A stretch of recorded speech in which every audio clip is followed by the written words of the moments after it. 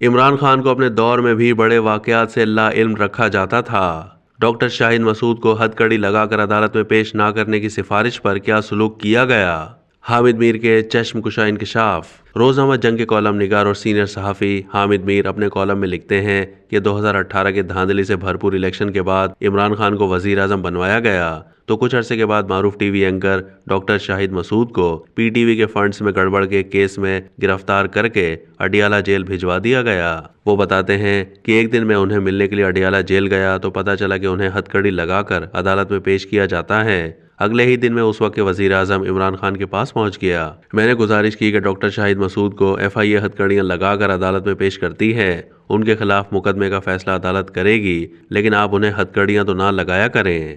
خان صاحب نے پہلے تو حیرانی سے پوچھا، شاہد مسعود کب گرفتار ہوا؟ مجھے تو پتہ ہی نہیں۔ پھر فوراً ڈی جی ایف آئی اے بشیر میمن سے فون پر بات کی اور کہا کہ حامد میر پہلی دفعہ کوئی کام لے کر آیا ہے، آپ ڈاکٹر شاہد مسعود کو ہتھ کڑیاں نہ لگایا کریں۔ میں مطمئن ہو کر واپس آ گیا۔ 2 دن کے بعد ڈاکٹر صاحب کو پھر عدالت میں پیش کیا گیا تو جانتے ہیں کیا ہوا؟ پہلے تو ڈاکٹر صاحب کے ایک ہاتھ میں زنجیریں ڈالی جاتی تھیں، میری سفارش کے بعد دونوں ہاتھوں میں زنجیریں ڈال دی گئیں۔ ظاہر ہے مجھے بہت شرمندگی ہوئی۔ میں نے معلوم کیا کہ وزیر اعظم کے احکامات کو اتنے رعونت آمیز طریقے سے نظر انداز کیوں کیا گیا۔ مجھے بتایا گیا کہ آپ نے غلط آدمی سے سفارش کر دی ہے، آپ کو وزیر اعظم سے نہیں آرمی چیف سے بات کرنی چاہیے تھی۔